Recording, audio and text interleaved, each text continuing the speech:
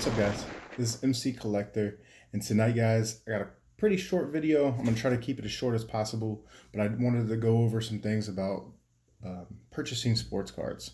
Specifically, if you're trying to invest, or you're trying to put something back for your kids that actually is going to hold some sort of value. And I went into three tiers, having the lowest budget, medium, and then all the way up to the highest dollar. So first of all, we'll start with the low end. And I have three that I consider if you're going to quote unquote invest or put away for your kids. Don Russ, for one. They're rated rookies. They're the pro gear. They have long history starting from baseball and now into football, and they're highly collectible. Now, as I've said before, don't invest in the base. Try to go for the parallels. There's blues, there's yellows, there's reds, all those press proofs. Go for those. Second, Score.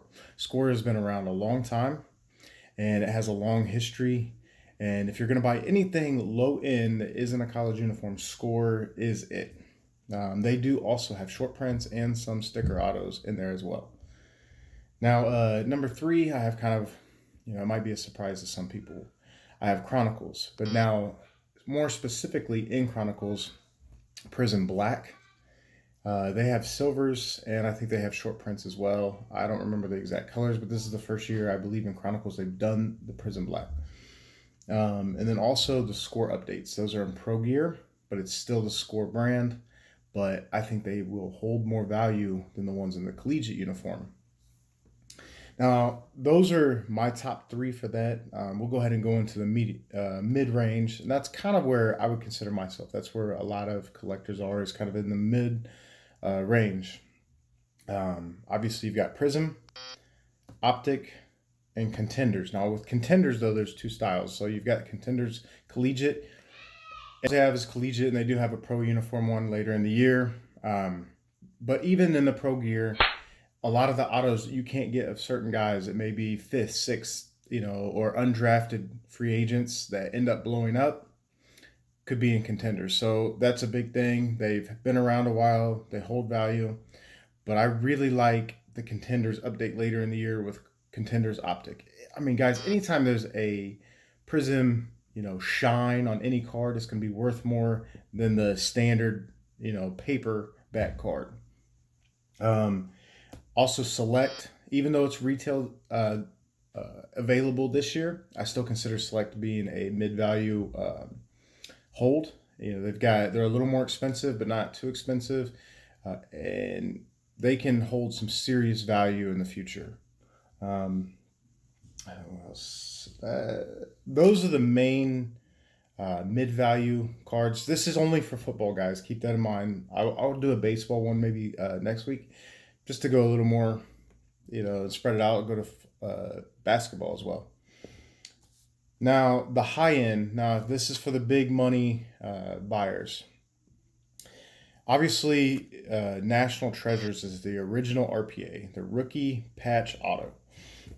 Now, sometimes because they're so late in the year, though, even the patches will be game worn for a rookie, and there'll be on-card autos. Those are the most high demand, most valuable cards you can own. Now, they're also the biggest risk. So if you buy them, they're already expensive. If that player does not pan out, you're going to go even below the low-end cards.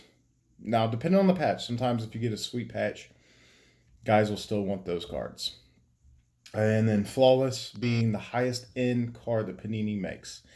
And I don't think it's higher, worth more than the RPA from National Treasures, but it is in that conversation. There is some cards that do, but it is definitely a card that you want to value and consider purchasing if you were trying to invest or put away. My personal favorite, which is a step below National Treasures and Flawless, which is Immaculate. I really like Immaculate. They have the acetates, they have the black autos, the eye black autos, they've got gold autos, on cards, rookie patch autos, and they're a little bit cheaper than your Flawless or National Treasures, but I do think long term they will hold value. And guys, I really wanted to bring this to you mainly because if you think about it for a minute, there is, like you've got Panini's, was it black gold? I purchased this card because I like Andy Dalton, not because it's a card I'm going to put away or that's going to be worth a ton of money later on, even if he was Peyton Manning or Tom Brady. There's just so many brands now. I mean, you've got Legacy. Guys, Legacy is not, it's cool to collect. I've got some, but long term, this is not an investment card. The other thing, this is a baseball card. I know I'm talking about football, but stay away from the non-licensed cards. I don't think they will hold much value. You can compare them to Leaf. Just kind of look at those long term. And see, here's some other random brands. You know, you got Rookies and Stars. This is another one from Chronicles. Guys, these are just fan cards, if you will. These are not going to hold a lot of value. There's a ton printed, and there's nothing rare about them. Try to stick to the main brands that I just listed specifically for football. If you would like me to go a little more in depth on those, I can. Or next week, I'm just going to go into either basketball or baseball. I'm not sure. If you guys have one that you would like to see first, or maybe you would like me to go a little more in depth in these, I will. Leave me a comment. Give this video a thumbs up, guys, so other people can see it.